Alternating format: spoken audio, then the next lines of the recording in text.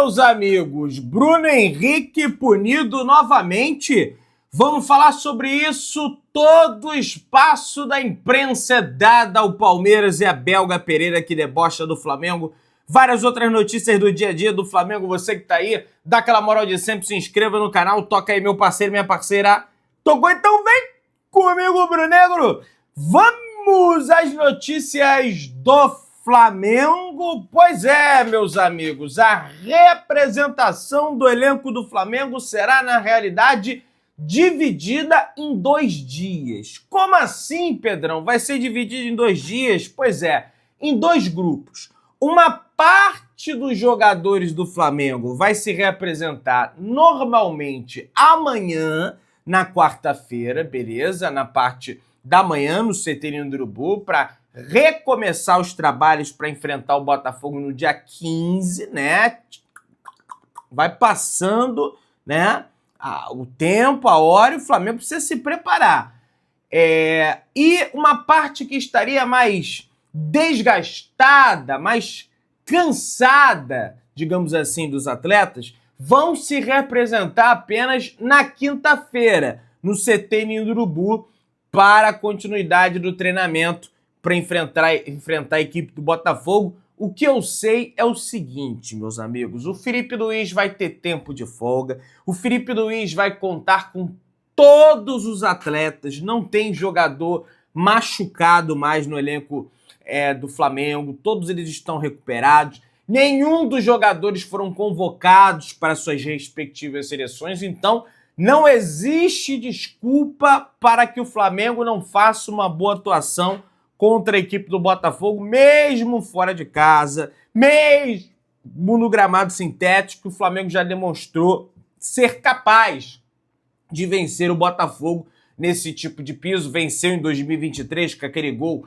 do Bruno Henrique, venceu o Palmeiras no gramado sintético também, venceu o Atlético Mineiro no gramado sintético no jogo válido pela Copa do Brasil também. Então, esse tipo de coisa não é desculpa, pelo menos no meu entendimento. O Alacian, na representação do elenco, ele estará entre os que se representarão amanhã, na quarta-feira, a parte mais descansada, até porque só ficou 10 minutos, né? Dentro de campo, está muito bem descansado, será multado pela diretoria do Flamengo. A diretoria estava avaliando se dava uma advertência, se dava uma multa, mas acabou avaliando melhor em aplicar uma multa em Alacian por indisciplina, em função da indisciplina de fato que ele cometeu contra a equipe do Bahia. E, cara, eu adoro a personalidade dele, acho ele excelente jogador,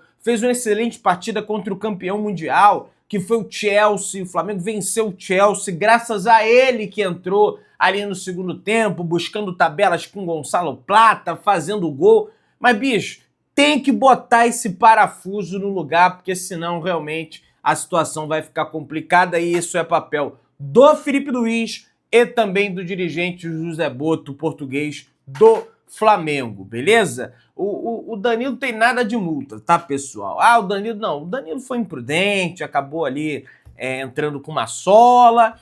Que um jogador do Palmeiras, no confronto contra o Internacional pelo Campeonato Brasileiro, primeiro turno, jogando em Porto Alegre, também teve a mesma entrada do Danilo e sequer foi marcada a falta. É o que eu te digo, quando o uniforme é rubro-negro, cartão pro alto. Quando o uniforme é verde, rabinho entre as pernas, porque claramente existe um medo da arbitragem da dona Leila Pereira, do seu Abel Ferreira, que se cometeu algum equívoco, vai falar aos 4 cantos, vai ficar vociferando absurdos por aí. Então, o Jean-Pierre está na geladeira, ninguém mais quer ser mandado lá pro freezer, que o Vin Diesel, que certamente vai ter que seguir sua carreira aí como dublê do Vin Diesel verdadeiro aí, porque realmente ele nunca mais apitou jogo de futebol, a não ser algumas partidas do Campeonato Gaúcho, mas de Série A, Série B,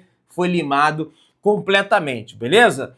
Pessoal, foi divulgado aí o desempenho do Flamengo contra as equipes do G6, as equipes melhores colocadas no futebol brasileiro, e também contra as equipes do Z4. Desempenho do Flamengo contra o Z4. Esse ano o Flamengo não é aquele time que cede pontos para as equipes mais fracas. Geralmente o Flamengo vence, tem 100% de aproveitamento contra o Z4. O Flamengo não perdeu sequer um ponto, apesar de que ainda tem 2 confrontos contra o lanterna do campeonato, que é o Sport. Já no enfrentamento contra as equipes do G6 do Campeonato Brasileiro, que é o Cruzeiro, Bahia, Santos, Bragantino e o Mirassol, o Flamengo tem um desempenho... Santos não, ó, tô viajando. É o Bahia, é o Mirassol, enfim, o próprio Cruzeiro também. O Santos tá ladeira abaixo lá para a tabela. Quando desempenha contra essas equipes, o Flamengo tem um desempenho de 52,4%, que explica do porquê o Flamengo não está melhor colocado no Campeonato Brasileiro. Tivesse vencido o Cruzeiro, tivesse tido uma atuação melhor contra o Bahia fora de casa, e aí, não digo nem atuação, acho que se não fosse a expulsão do Danilo, acho que o Flamengo até venceria essa partida contra o Bahia, mas infelizmente não foi assim que aconteceu, né? Enfim, pessoal, a Confederação Brasileira de Futebol, a CBF, marcou uma reunião de emergência com os árbitros mais cedo após as polêmicas da última rodada do Brasileirão. A reunião aconteceu de forma virtual e o senhor chefe da comissão da arbitragem, Rodrigo Sintra, não queria punir o Ramon Abateabel, né? Depois daquele erro que ele cometeu diante da equipe do São Paulo, que prejudicou por tabela o Flamengo também. A informação do Rodrigo Matos. Quem puniu de fato o Ramon Abateabel foi o presidente da CBF, o Sami Chaldi, que teve que entrar no meio, teve que atravessar o chefe da comissão de arbitragem e falou: não, peraí. Quer dizer, então, que você não quer punir o Abateabel? Por que não queriam punir o Abateabel? Porque ele é o queridinho dessa comissão de arbitragem que nós temos. E ele é o retrato da comissão de arbitragem da Confederação Brasileira de Futebol, que é uma porcaria. E que se ele tivesse honra, ele teria que se colocar à disposição, botar o cargo dele à disposição e ir embora. Porque mais Ramons Abateabéis vão aparecer por aí se esse cara continuar na comissão de arbitragem da CBF. É um completo absurdo. Presidente que teve não. Depois disso aqui tem que punir. Não tem jeito, né? Agora, vou advogar também a favor dos árbitros. O pessoal pode até ficar meio chateado comigo.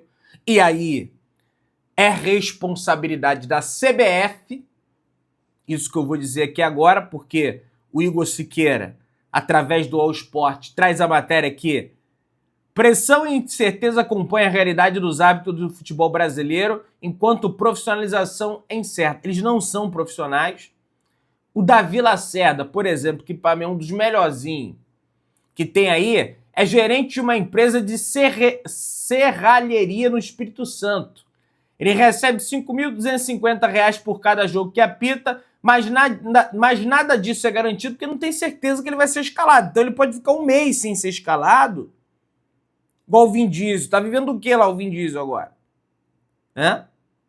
Ele só ganha R$ 5.250 e ele foi escalado. Só a carteira de trabalho assinada pela serralheria é garantia de fonte de renda. Além disso, Davi não faz parte do quadro de árbitros da FIFA que ganham mais. Ele banca sua própria equipe com fisioterapeuta, nutrólogo e preparador físico. E isso que tinha que bancar a CBF. Porque ele é um trabalhador. E está trabalhando para a CBF, para o campeonato da CBF. Então a CBF deveria colocar à disposição o fisioterapeuta, o nutricionista, o preparador físico, assim como os clubes colocam à disposição esses profissionais aos jogadores. Vamos ser justos aqui. Ele planeja um dia viver de arbitragem. O árbitro tem um pé de meia pelo qual manda todas as taxas que recebe de arbitragem. É um investimento enquanto a serralheria sustenta a sua casa. E o árbitro diz: eu não conto com o dinheiro da arbitragem. Outro caso.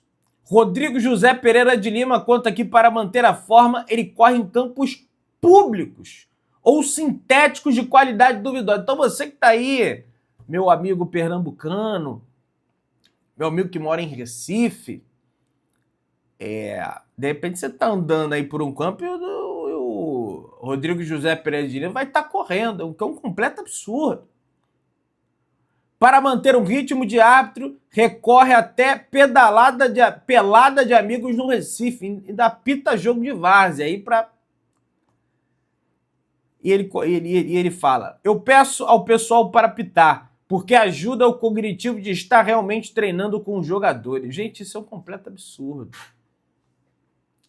A CBF, uma entidade que arrecada milhões anualmente, que vende amistosos de seleção brasileira lá pro outro lado do mundo, para a Coreia do Sul, para o Japão, não proporcionar uma estrutura assim, realmente, cara, a gente só vai ter árbitro ruim.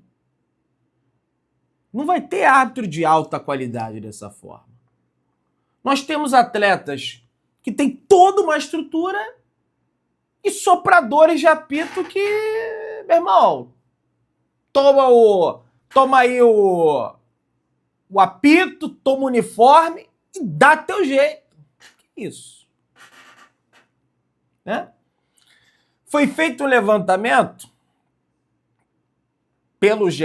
Globo que o Palmeiras é o time mais beneficiado ao lado do Fluminense, somando 15 pontos a partir de erros da arbitragem. É impressionante. É realmente um número alarmante. Em paralelo a isso, rapaz, eu nunca vi isso acontecer.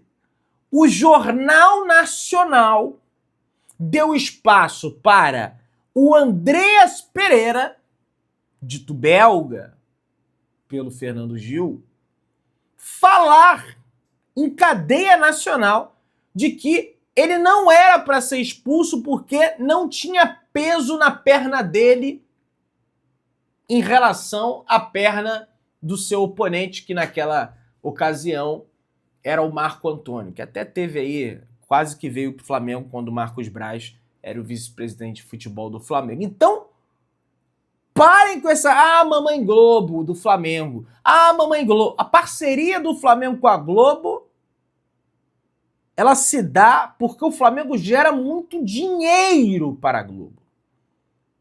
Agora, o que causa espécie parece é que a Globo, na realidade, ela é parceira e amiga do Palmeiras. Porque eu nunca vi isso. O cara dá uma entrada, quase quebra a perna do companheiro, no outro dia ele tá no Jornal Nacional. No Jornal Nacional dando entrevista, rapaz. E aí, para completar a situação, ele deu uma entrevista ao André Hernan, que na realidade a ESPN deu entrevista para um monte de gente aí, né? Foi os coleguinhas todos aí para tentar, enfim. Ele fala o seguinte: a estrutura do Palmeiras não tem palavras. Comparado ao que tem lá fora, é a elite do futebol. São poucos clubes que têm a estrutura do Palmeiras. Passei por vários clubes da Europa, grandes clubes, e posso falar que o Palmeiras tem a melhor estrutura que já trabalhei. Melhor que o Manchester United quando eu estava lá. Tem um suporte completo. O que eles proporcionam aqui no CT é o melhor que eu trabalhei até hoje. Cara, é aquilo que o Matias Vinha falou na entrevista de apresentação dele no Flamengo, que ele teria dito lá no Palmeiras que ele jamais jogaria por outro clube no futebol brasileiro senão o Palmeiras. Ele falou: olha, falei o que as pessoas queriam ouvir. Então, cara, essas entrevistas aí, eles falam o que as pessoas querem ouvir. só espero que, quando ele visitar o Maracanã, ele tenha aquela recepção, né? Ele precisa ter aquela recepção da torcida do Flamengo, com vaia, com enfim. Né? Para mim parece bem evidente isso. Pessoal, o adversário do Flamengo na Copa Libertadores da América, o Racing, no dia 22, está chegando, hein? Dia 22 aí vai bater na porta. Maracanã perdeu 2 jogadores por lesão no jogo de ontem pela Liga Argentina de Futebol. O Elias Torres, atacante reserva, torceu o joelho e saiu de campo chorando na maca. E o Franco Pardo, zagueiro titular, sofreu uma lesão muscular e se lamentou ao deixar o gramado, tá? E podem desfalcar, correm risco de desfalcar o Racing nesse enfrentamento contra o Flamengo. Vale lembrar que o Racing já não faz gol há 3 jogos, foi eliminado pelo River Plate da Copa da Argentina, empatou ontem com um time que eu nunca tinha visto na vida no Campeonato da Argentina. Então, assim, pessoal, é evidente que contra o Flamengo eles vão correr muito mais, vão se dedicar muito mais, afinal de contas estarão numa semifinal de Copa Libertadores da América, mas independentemente de qualquer coisa, o Flamengo tem que entrar em campo e tem que matar esse jogo no Maracanã. E jogar com raça, com vontade, marcação, pressão, tudo que puder deixar dentro do gramado. Contra o Bahia, no último domingo, o Nico de la Cruz fez apenas o seu 4º jogo como titular do Flamengo após a Copa do Mundo de Clubes. O meio-campista, prejudicado por lesões na temporada, começou jogando 36% das partidas do clube. O camisa 18 participou de 27 dos últimos 57 jogos da equipe principal em 2025, sendo 21 deles como titular.